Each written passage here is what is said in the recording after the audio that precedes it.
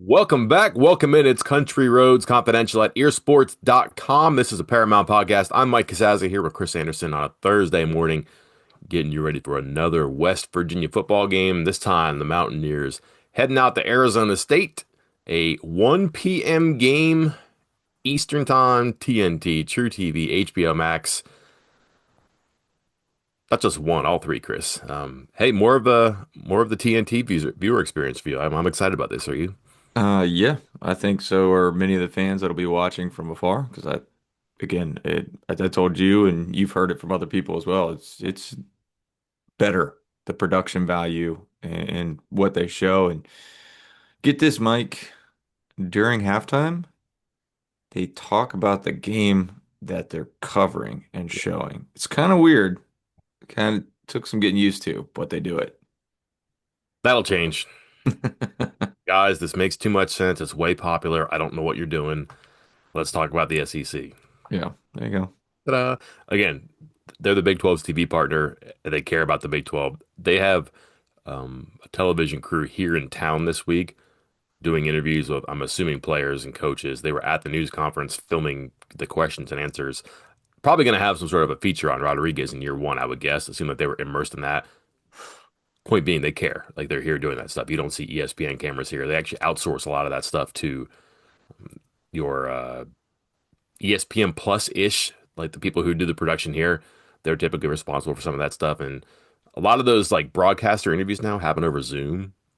So like they're just coming in like helicopter parents. Not so here. This is they're embedded with the Mountaineers this week too. Chris, I've been embedded with this game and I have a take for you if you're ready. Go ahead. The team that lost five in a row and is two games under 500 Mm-hmm. versus the defending Big 12 champions, preseason pick to win the conference, two games under over 500, still kind of in the punching distance of the championship game. They're not dissimilar. Mm. Okay. In fact, that there's a lot of striking similarities here. Quarterback issues, replacing a key running back, missing a receiver, offensive line struggles. Defensive statistics are similar as well. I don't think that you'd think Arizona State, West Virginia, birds of a feather here. I think we're going to see probably if West Virginia does its thing, probably a pretty close and competitive game here. The other thing is that Arizona State might be off an open week and have things figured out because they were adjusting on the fly for a while with Sam Levitt and Jordan Tyson's injury. Those guys are both out. They sheltered for a week. They're coming out of the open week. West Virginia, not in a bad spot. 1, 2 games, probably eager to go out on the road and see how good they can be again. But I think this is going to be probably a competitive game between two teams that are going to just naturally gravitate toward one another. Want to come down a little bit, want to go up a little bit. Is it possible that maybe West Virginia and pretty much 10 of the 16 teams in the Big 12 conference are just kind of meh in the middle together? And, it's just a couple games here and there. Do you think that number's too small? Because Texas Tech by itself, Hmm. Utah right beneath, BYU, I want to see how they finish, but I can't knock their start. I don't know who else on that tier. Well, okay, I guess it's more than 10, but not because of I think there's more in the upper ground, but Oklahoma State's on a tier of its own Yeah, in the toilet somewhere. So what is that? So 12 teams kind of all just jumbled in the mix and not actually that far apart when all is said and done, with Oklahoma State yet at the bottom and then those other three schools at the top. I might even sink UCF to like I know Oklahoma State's on a unique tier. I just don't like anything I've seen from Oklahoma State or excuse me from UCF in conference play. They're 1-5. The one who they beat, Chris, Some team by 30 some points, Mike. but they've only scored 30 points their last two games. They've given up 30 in each of their last two games. They were close-ish. They're not close. Well, that's by I guess a field goal to Houston. They probably should have had that game. I just don't like what I'm seeing there, but they'll probably put them above Oklahoma State, West Virginia, Colorado, punchy. Yeah, there's probably how thick is that middle then? We talked about three teams at the top, one team at the bottom. Are we talking? Are we putting a 12 team middle here? Yeah, I think that's where I'd settle. I mean, I love it. again, yeah, you could make some arguments, obviously, with results of games that Mm. a couple teams are better than some of those in the middle. But I think in the grand scheme of things, if you laid it all out and did if they all played 100 times, they'd all be pretty, not that far apart from each other. Hmm. Records in conference play. 6-1 Texas Tech, 5-1. Oh my God, I forgot about Cincinnati, Chris. I, I mean, I didn't forget about them. I'm sorry, Cincinnati. I'm still just not a believer. Like, I don't know. I can't fully put them in the same realm as even BYU, Really? much less Utah and Texas Tech. Yeah, they're a game ahead of Utah, and they have a chance here. Like they play home against Arizona this week, home against BYU actually. So that might be an elimination game there, and they finish at TCU. They really could finish on one, maybe two losses. I forgot all about that. And that's why we're here, Chris, to talk about the Big 12 standings at large, not about this game on Saturday. Um, we probably should talk about this one here. First regular season game between these two since 1979. Non-conference game in November. Just makes sense. Go all the way out west in November. Here we are 46 years later in November for a regular season game between these two. Rich Rodriguez 4-2 the wrong way against Arizona State as the Arizona coach. Only won twice. A ton of points in those matchups. Probably none of that matters because everything has changed so much here, but he knows his way around the desert. He knows his way around um, Arizona State here. Where does he begin here to get ready for this Sun Devils team?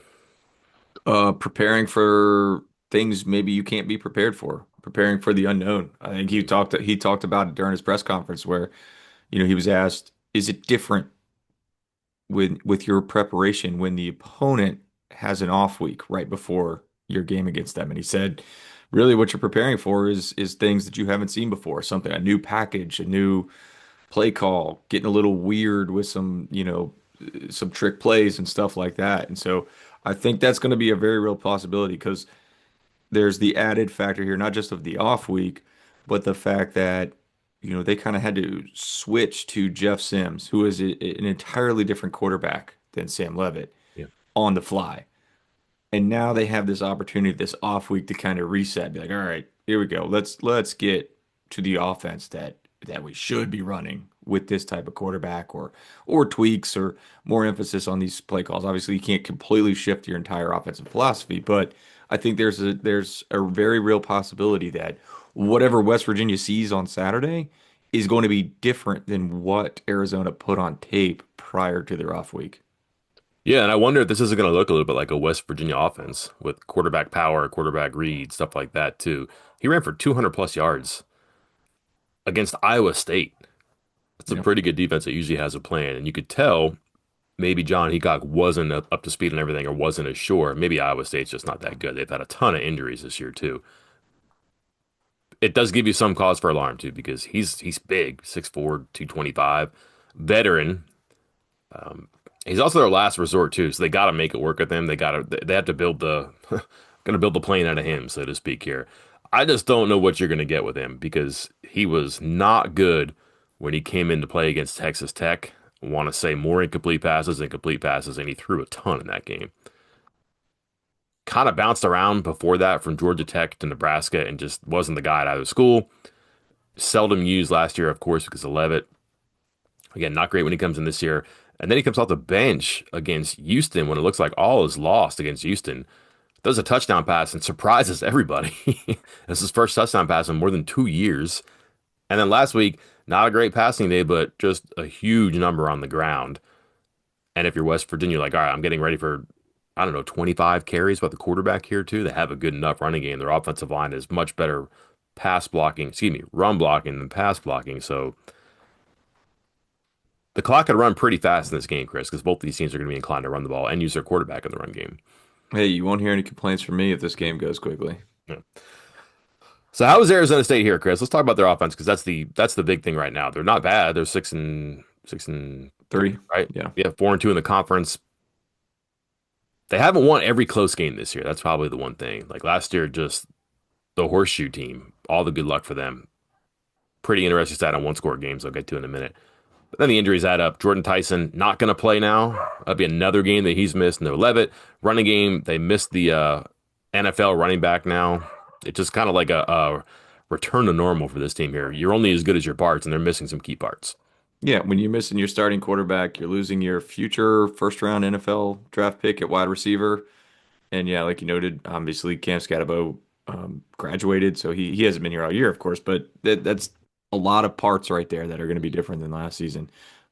Sims, interesting, you noted 228 rushing yards last week.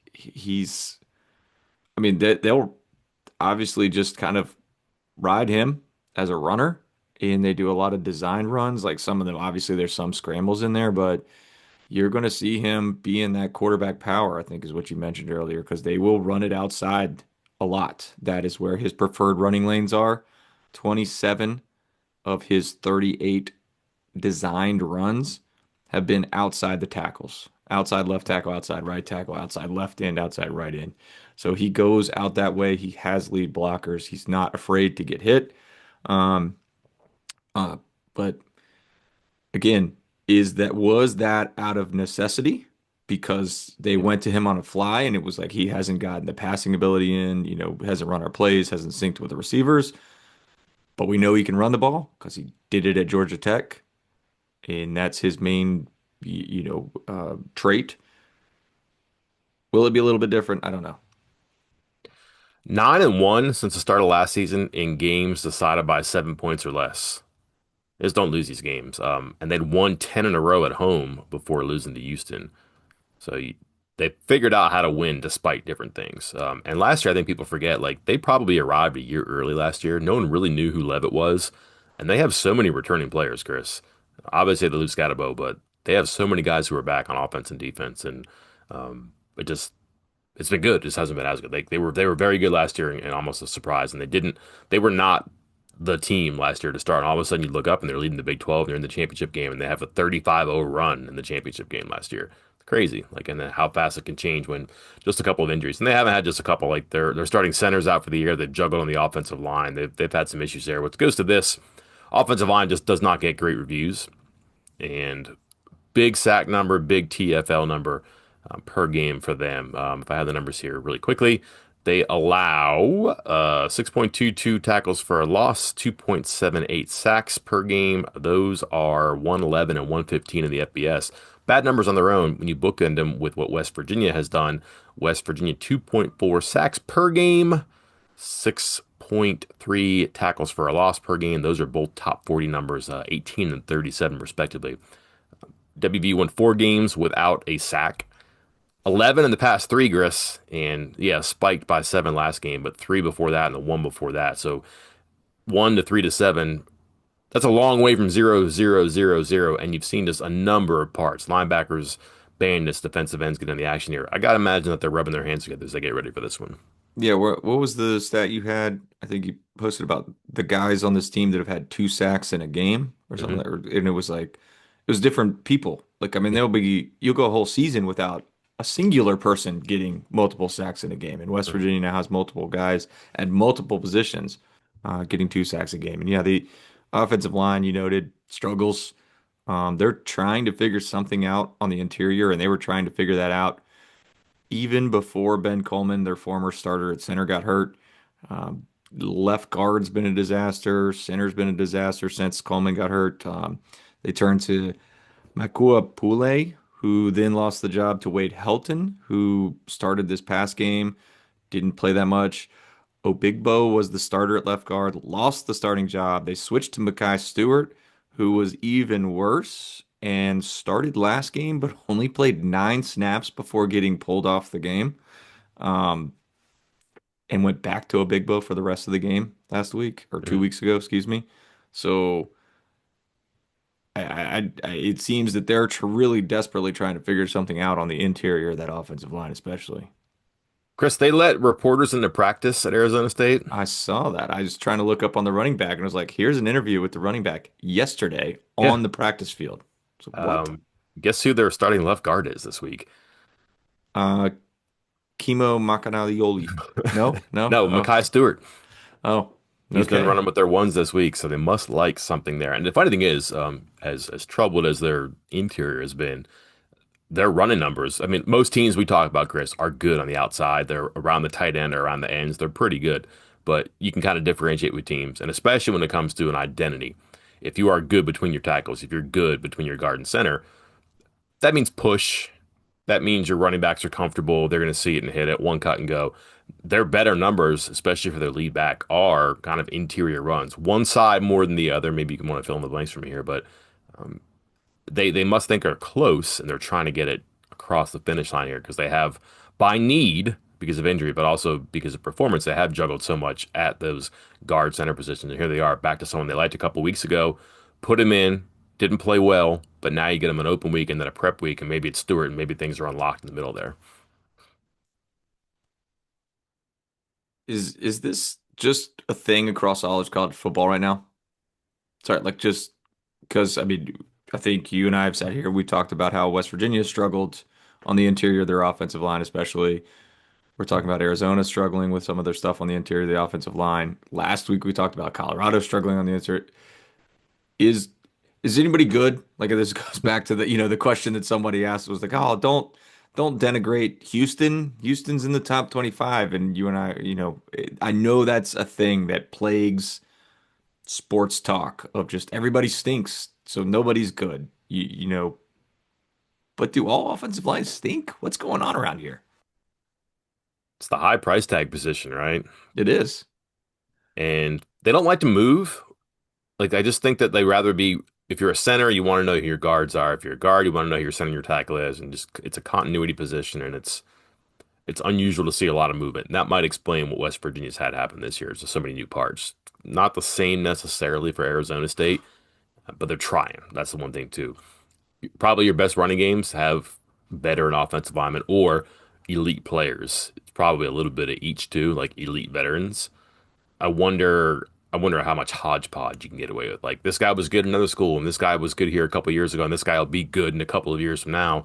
That's really hard to put together. Trouble is, with the way people do move around so much and the way that like high school recruiting has thinned, how many of those guys do you really get in your program that you feel good about that you're going to develop for a couple years? And how many times you're like, you know what? Before we put this redshirt sophomore out there to start, let's go get a veteran from a G4 or G5 rather. That's fine, but all of a sudden that redshirt sophomore transfers because he didn't play a whole lot during his third year on campus. You lose that continuity or that opportunity. And he's on another campus now. He's in the MAC, and he's the new guy on campus, and he's starting all over again too. I think there's a lot of that that goes on right now. But to answer your question, I mean, one, it's a good question. Why is it like this? And is anybody good? But how do you get good at it? I don't know, man. Do you ace recruiting, get freshmen who can play? Or do you just, you take your lumps for a year or two and just hope that a lot of guys come back and you're good the year after? Yeah, as I was gonna say, I don't know what the answer is. We'll see, but I just felt like this is something we were talking about quite a bit here. Uh, Um, mhm. Go on Sims here for a second. Just like a lot of quarterbacks, under pressure, not great. He's not very accurate. He does not go outside too often.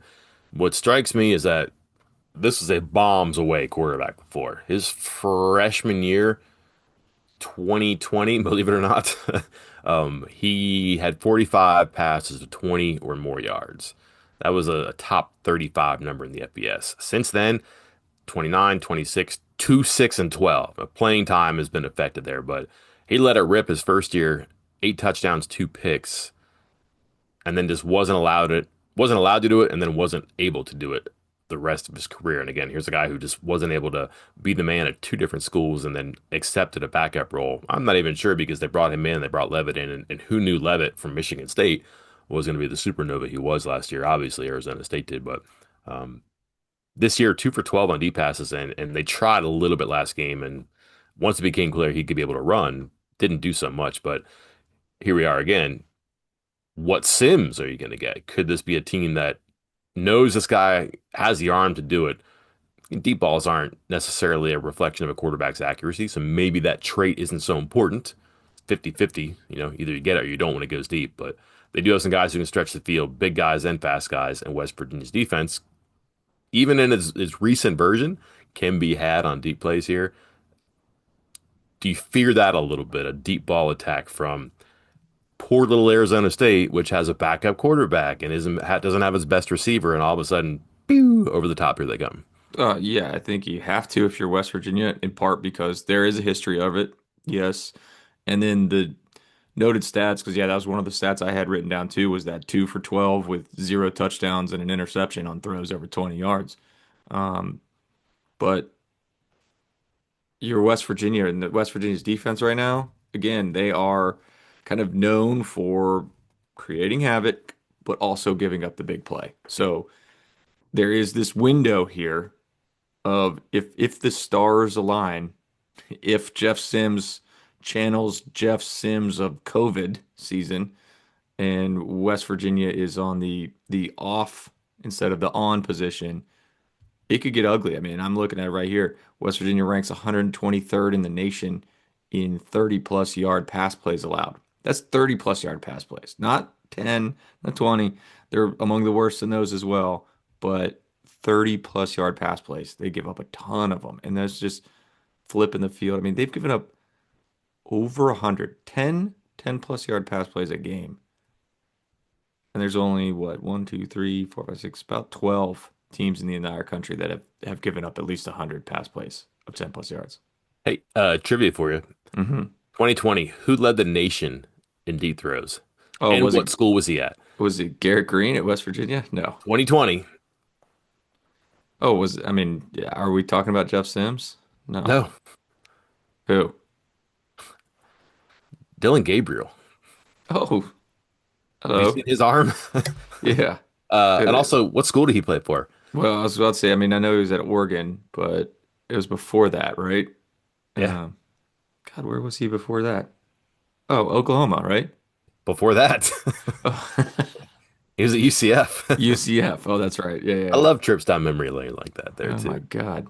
Speaking of trips down memory lane, formidable tight end Chris Matwire from Cincinnati back in the day. I mention him because I don't know of teams that line up more than 12 personnel in the country than these guys. Never mind the Big 12, but maybe in the country. And like probably Iowa State would be right there, and they played each other. But you're going to see two tight ends, especially without Tyson, and then just down a little bit of receivers. But he's good. They have a tight end that they stay attached to, and they run 10 person all the time. That'll be something for West Virginia's defense. You don't see a lot of that, especially in the Big 12. I don't know how that affects their fronts. I don't know if they'll go even or odd, or if they'll have to attack with their bandit and go odd. They'll probably mix it up a little bit too. But 12 personnel, run the ball, find the gaps there. That's kind of what makes their running game a little bit different because you do have the quarterback who can, you have to account for him. So play 11 on 11, like Rich Rodriguez says. But also, you're putting the tight end in there, so you're adding an additional hat to the blocking and an additional gap, which means you're going to have to, for 1 week maybe, relearn a little bit gap integrity, which West Virginia has been pretty good at here. They do get beat sometimes, but when they've been good against the run, they've had everybody, whether it's safeties or nickels or linebackers, filling gaps and playing well here. But it does seem like, and again, to their interior running too, sometimes that is a tight end. It's not just an edge guy because they'll put him in the backfield as well. Just a small dynamic here because it's going to be a team that will get big and run at you. Yeah, I was looking at the total snaps for the team. Like the offense has run 697 plays, Hmm. and the tight ends for Arizona State have a combined almost 1,100 snaps. So, I mean, it's not as simple as this all the time, but it's essentially like one and a half tight ends per play on Hmm. average. So, yeah, it's almost like two out of every three plays have 12 personnel, to your point. Hmm. I Um, Metayer, is that how you said you pronounce think it? it's Matire. Metayer. Like, I mean, out of those guys, there's predominantly three that'll be out there on the field for the most part. He's the one that's going to be targeted in the pass game the most. He's the one you got Hmm. to keep an eye on. He's got what 31 receptions, and then the other three tight ends that have caught a pass have combined for 14. So there will be more than one tight end out there at a time, but really only one of them is going to be a threat in the actual passing game when it comes to that. Yep. You think Matire would be a red zone issue? Not really. Two catches in the red zone among his 31 this year too. They have some talent from other places, so this isn't a team that kept everybody together, but they have used the portal through the years. Malik McLean started his career at Florida State Last season came over to Arizona State. Before that was at Penn State. So he goes Arizona State, Penn State. Hold on, Florida State, Penn State, Arizona State, Arizona State. Chris 6'5", 205. From Hmm. Daphne, Alabama, too. So this can't be a bad thing for West Virginia. But again, a guy you'd think would be a big red zone target. Doesn't even have a target in the red zone here, too. But he has become, I guess, the de facto lead receiver since Tyson went out. He has 15 catches for 259 yards. Nine of them are the last two games, and he had a huge game against Houston, 7 for 159. Hasn't found the end zone, though. Yeah, I was gonna say, I mean, with Jordan Tyson out, who again is well on his way to being an NFL first round pick, it's tough to figure out what's going on. I Mhm. mean, that's 7 for 159. Maybe that's the new normal. Again, the Iowa State was 2 for 49, but that was the game where Jeff Sims ran 29 times. He wasn't exactly passing it. So 2 for 49, relative to what was going on in the passing game, ain't too bad. But for the year as a whole, Jordan Tyson had 57 catches in 7 games. So he hasn't played in the last 2 games. 7 catches and 50 or 57 catches in 7 games. The entire rest of the receiver room, every single other receiver on the team combined Mhm. in 9 games has 37 catches. And again, 7 of those were McLean in that Houston game a couple weeks ago with Mhm. Tyson out. Um, did you like to guess how many touchdowns the entire rest of the receiver room has outside of Jordan Tyson? Four. 0. Oh, it's all tight ends, right? Yeah, it's tight ends. I think 3 for Yeah. Attire and what, 1 for a running back? No, Harpole is the other one. Yeah. Who'd So never caught a touchdown before last week. all other receivers, the wide receiver position has 0 touchdowns coming into this game Mhm. for the season. It's They've crazy. tried a couple different people just to get the second receiver, and it has, and it hasn't worked. Jaron Hamilton had a 100-yard game against Texas Tech. I'm pretty sure Tyson missed that game. If not, he got hurt in that game. Jalen Moss was kind of active last game. He had 4 catches going into last game, 3 for 52. He was targeted on a deep ball that I believe was intercepted, but they gave him a shot. Chris, if you're going to lose your star receiver and if you're going to have to replace an NFL running back, it'd be great if you could do two with one. They kind of have that. Speaking of pedigree, Raleek Brown is their lead running back. Hmm. He was at USC, played a lot as a true freshman. Then they made him a receiver, and he was okay. Now he's here, and he's catching a lot of passes. He's third on the team with 29 catches, only 167 yards. Also, their leading rusher now too.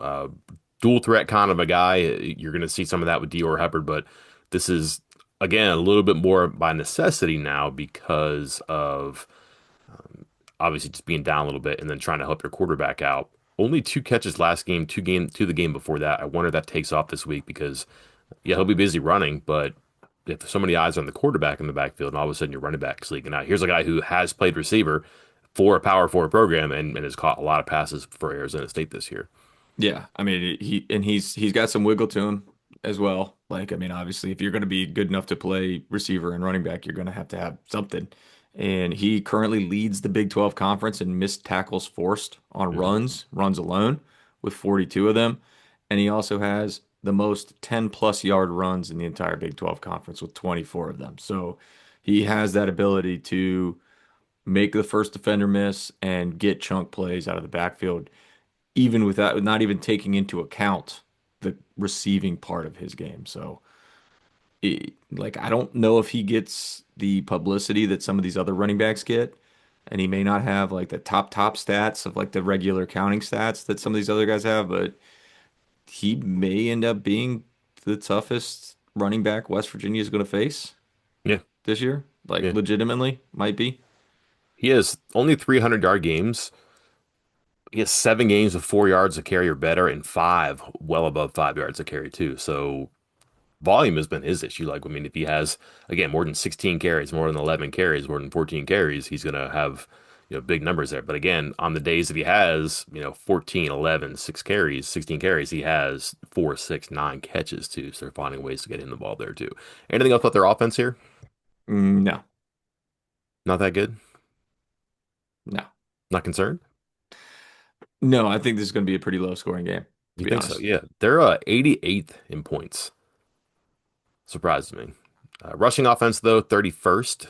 So again, you think about Levitt and Tyson, you're thinking, all right, they're going to pass the ball. No, they're actually a top 30 rushing offense and maybe has boosted itself a little bit with a huge number. But again, just number 52 in total offense. Don't turn it over, though. One of the fewest turnovers totals in the country. Turnover margin has been good. Special teams, not great. Put a lot in their defense, and their defense, it's going to sound a little bit like West Virginia's story here, too. They give up not as many points a game. They actually are -1 in scoring margin, the good way. They score one more point than they allow, so that's not a problem. Rushing defense, 35, 123 per game. Gets a little bit crazier when you go into passing defense, over 200, but still not bad. They can have bad games, but like it hasn't really hurt them so much this year. Kind of a boomer bust though, but similar to West Virginia, they will get after you around the line of scrimmage. A lot of sacks, a lot of tackles for loss. Yeah, and a positive turnover margin, not necessarily because of how many they gain, Mhm. which I guess, they're kind of average on the gain. They just don't give it away a lot.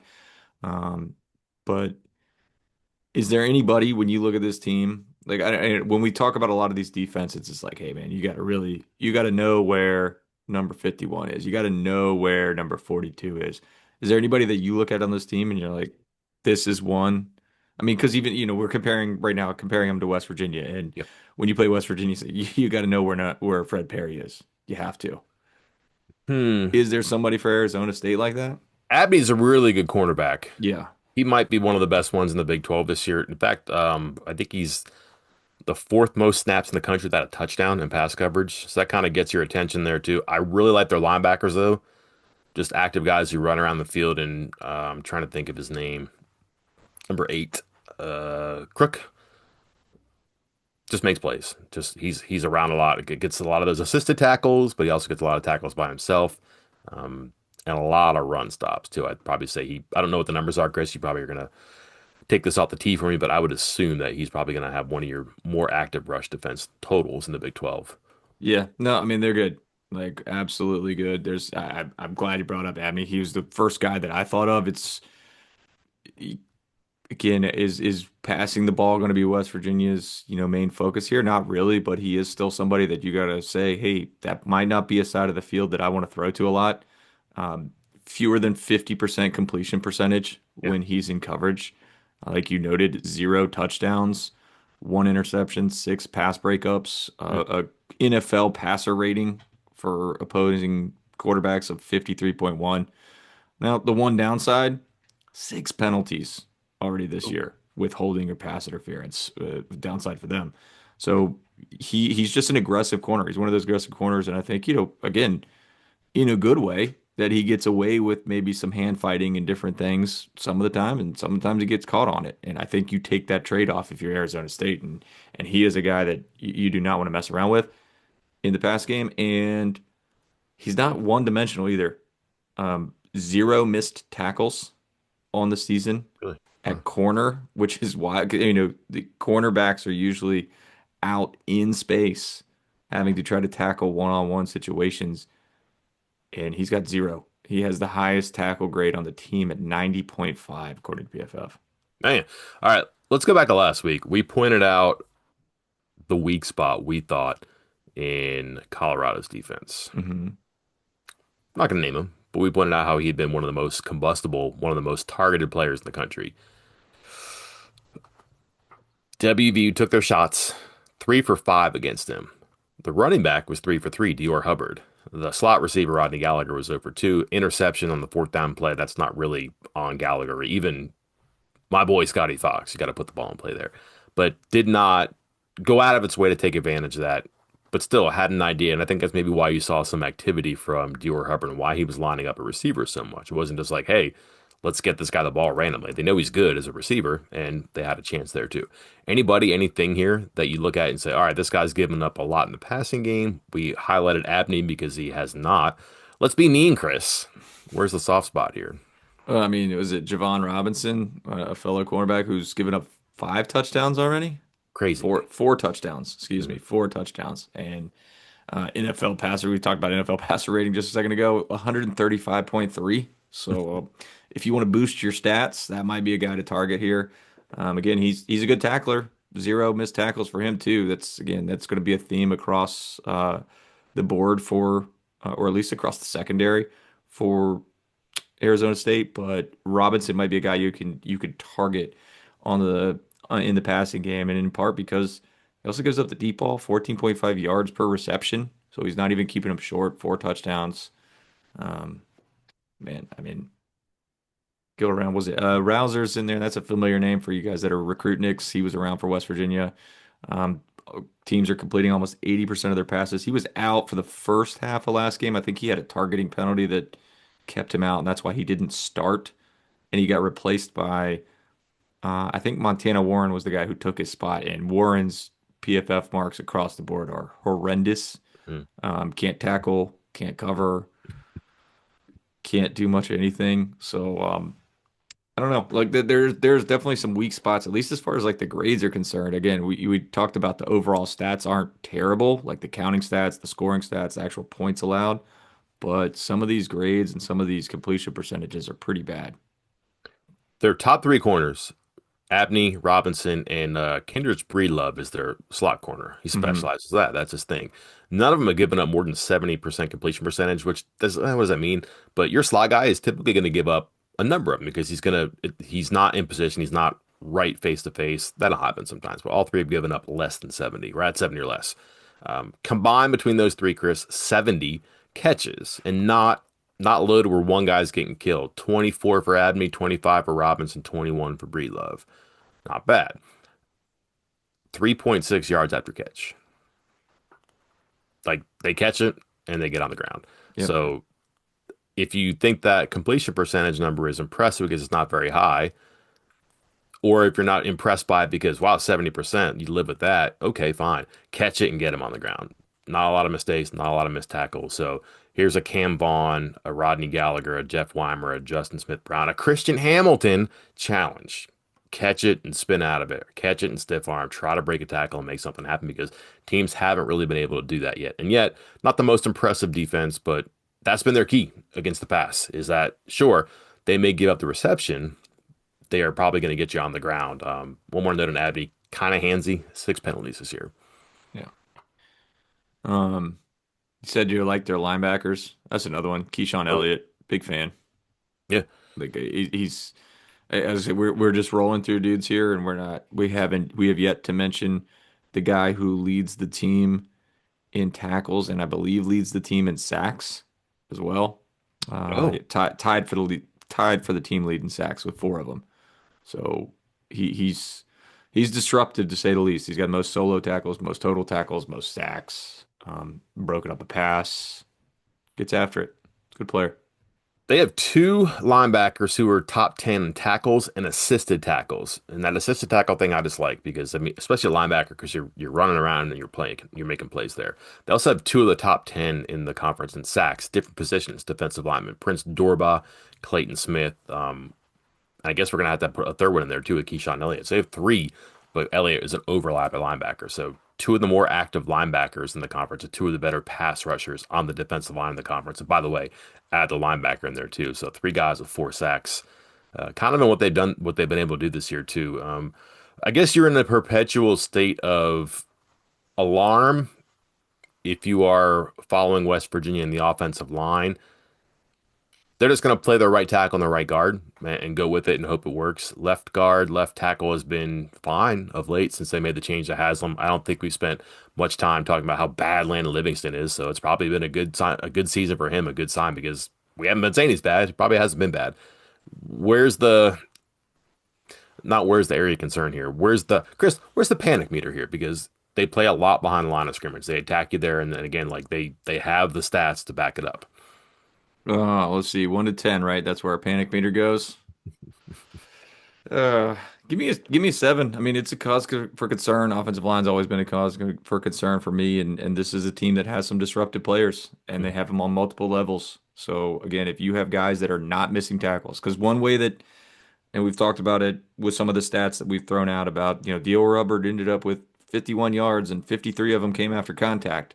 Yeah. That was against teams that missed tackles. Now you're facing a team that doesn't miss tackles. You're not going to get those yards after contact like you got against other opponents. So it does concern me quite a bit that that might be a positive matchup for Arizona State, that they can win the trenches, they can win near. the line of scrimmage, whether that's the defensive line beating the offensive line or the linebackers just able to make these tackles against West Virginia in open space. You have a wild card here. We're talking about what could Jeff Sims be? What can they do with their running back? Is there a receiver we don't see coming in the absence of Tyson's? We've seen small wrinkles from West Virginia's personnel lately, whether it's a Banda playing running back, whether it's a receiver or a tight end that we haven't seen or heard very much from lately here. Maybe there's a change in the offensive line. I don't know, but what gives you an urge to think that maybe something's different on the way? Somebody might pop that hasn't lately. I think it has to deal with the fact that what was it? The stat was, hold on, I'm pulling up real quick just to make sure I had it right. Three, four, five. That they're only essentially the tight ends. I think you talked about Arizona State playing a lot of 12 personnel. I don't know if you're really calling it 12, if you want to get cute about it and call it something else because they're not necessarily lining up on the line, in line as tight ends, but West Virginia continues to use their tight ends more and more and more, and their receivers less and less and less. Um, Barrick, Barnes, Ward combined for over 100 some snaps. All three of them getting 20 plus snaps the other day and being more involved in the passing game. That seems like maybe that's a trend that's happening here with West Virginia. Maybe they're trying to get them out there for blocking purposes more so than some of the receivers, and maybe they're going to be more involved in the offense. That might be a little tweak that we see from West Virginia's side. I'm kind of liking. I mean, we're flavor of the day, so the Curtis Jones thing is it. But I like what I've seen from their short yard stuff the past few games, especially on fourth down. I know they're using third down sometimes as the catapult to shorter fourth down. Doesn't matter, still getting the first down. Gonna need to stay on the field. Arizona State greedy with the ball, one of the better time of possession teams in the country. Their defense gets off the field. Their offense, again, surprisingly effective running the ball. They're not great in short yardage on defense, Chris. They've faced 23 runs on third and three or less. You want me to guess how many first downs they've allowed? You tell me. 17. Hmm. West Virginia really struggled with that going into and then coming out of the bye week. The last two games, 6 for 9, but on each of the third down misses, they converted on fourth down, so it's almost 9 for 9 if you want to think about it that way. Just like the way that's going there too. West Virginia not forceful, not going to blow you out the ball. May take two swings to knock the cherry tree down here, but Arizona State can get pushed around a little bit in the trenches there too. So I think it's important to stay in front of the chains here too. If you're playing second 11, third and 9 because a second and 6 turn into third and 9. That's bad. If you can get into your third and manageables here, you're going to be able to stay on the field a bit longer, and you're not going to win with 23, 24 minutes of possession here because home game, Arizona State, it's just going to be it'll be you're in their crosshairs at that point. You don't want to be like that. Not they're so explosive or whatever, but they're going to have the momentum. They're going to have some time to prepare for this too. And if you can't do what you want to do, you're going to give them more time to figure it out, more time to apply it. So that would certainly concern me. Anything else on this side of the matchup, Chris? Nah, I think I already know what we're going to talk about after the game too. So, Do you now? oh yeah. All right, let's fast forward. This one's over early. Let's hope. I don't think we're going to be talking in the fourth quarter. My prediction here, again, I think it's going to be close. I think your points are at a premium, and you're Well, probably going to see some seesaw action. Just don't think that either team is bad enough to go away here right now. Don't think either team is good enough to blow the other off the map. Could be wrong. We'll see. Let's say 4:30, Chris. What are we chatting about? I think we are talking about a West Virginia win, and we are talking about it because of West Virginia's red zone defense and Arizona's red zone ineptitude. Ooh, Or Arizona State, excuse me. Sorry, all okay. the Arizona and Arizona State people out there. um, but the Sun Devils currently rank 129th in the country in touchdown rate. They get into the red zone. They do score. They score 81% of the time, but they settle for field goals way too much. Way. Now, I haven't gone and evaluated if all of these are 4th and 1 or 4th and 6 because it seems to me like maybe they struggle to get into shorter situations because Arizona State is actually one of the teams highest in the country in fourth down attempts. So I doubt that they would pass up the opportunity to go for it on 4th and 1 and 4th and 2. But they are only scoring a touchdown 45% of the time when they get in the red zone. Hmm. Um, Mike, did you know that 7 points is better than 3 points? Wait, say it again. Yeah, 7 points. Scoring 7 points. That you want to do that instead of scoring 3 points. Um, and meanwhile, West Virginia, their defense ranks in the top 25 in the country in red zone touchdown percentage. So they only allow opposing teams to score a touchdown 52% of the time, which ranks number 24 in the country. So this seems like one of those situations where maybe Arizona State gets into the red zone 4 times and they score one touchdown, kick two field goals, and turn it over. Hmm. And then all of a sudden, West Virginia is winning a game 21-20 because of it. All right. I'm going to I'm going to the well, Chris. Okay. I really believe in the importance of a good start here for both teams. I think West Virginia feels really good about itself, eager to go back out on the road and play another good team and just say that, hey, we didn't get lucky against Houston and we didn't get the product of a schedule and playing a backup quarterback on the road for the first time and not impressive, but still victorious last week against Colorado. So, hey, go out, play well early, and see what happens. I mentioned that because, Chris, name the team with the longest active winning streak in the Big 12 for consecutive wins when leading at the half. Mm. It is West Virginia, Oh, 15 straight. interesting. hmm we know that Arizona is probably going to play close games. So if this is close late, if Arizona State is working on a lead late, it favors them, especially at home. That's just the nature of their chemistry right now. That's just how they've worked. But West Virginia can actually dent that by getting out to a good start. Could it happen? Numbers say no. But here's the good part about this. West Virginia first quarter offense, not very good. 3.3 points per game against the FBS. That is 120 the FBS. Chris Anderson, Arizona State, 1.9 points per game in the first quarter against the FBS. That is 131. WVU, not very good in the first quarter. Arizona State worse. Makes me think that there's something about your script, you're getting off to a good start, and we've seen that last time they were on the road. And again, didn't score well, but played defense well in the first quarter last week against Colorado. It does matter. More importantly, the whole halftime stat that we just mentioned, someone's got to be good in the second quarter. Neither of these teams are good in the second quarter. First half points per game, Arizona State 9.5, 113 in the FBS, West Virginia 9, 116 in the FBS. The game's going to be decided there, I think. If someone goes in the first half locker room with momentum, they probably come out with that too. And the other team is trying to fish because they're in a familiar position. Here we are again. We're in this situation again. How are we going to get out of this again? It's hard to do. And if West Virginia has momentum, and we've seen play better in the third and fourth quarters, that could be the difference. But if Arizona State is able to build that lead in the first quarter because West Virginia's habits are the same and unchanged, if the lead is where it should be with the home team, and then at halftime, good luck catching Arizona State. They play close games. They're not afraid to. They win close games. That's why they've been successful the past 2 years. So keep an eye on your first quarter, first half, how that influences what happens in the second half, which is pretty much every game. But with those stats I gave, with the way these teams are going right now, coming out of an open week, but also with back-to-back wins, probably seems more important than normal to me. I like it. All right. Not going to happen now. So be ready for Mm. 21-13 at the end of the first quarter and then a 45-41 game at the end. Well, that'll at least be entertaining. Yeah, be a long game. Um, any backyard brawl thoughts? Ask me after the game. I don't know what to think about this team right now. I mean, again, got mixed thoughts on what we've seen so far, but I don't know if Pitt's going to be any good either. Maybe it's a battle between two mediocre teams. Maybe. Did that sell it enough? Did I do a good sell of that game right there? 6 p.m. I'll do it for you too. So Yeah. yeah, I'll get you going. It might be a big weekend, Chris. Might be.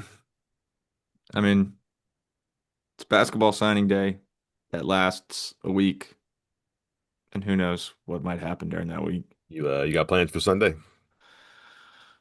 No, I don't. Hmm. You Gonna don't? be around. Oh, okay. Might be around to hang out. No one even knows what sport we're talking about here. No. Yeah. That's exciting. Good news around every corner in Morgantown. Until next time, I'm Mike Casazza. And I'm Chris Anderson. We'll talk to you then.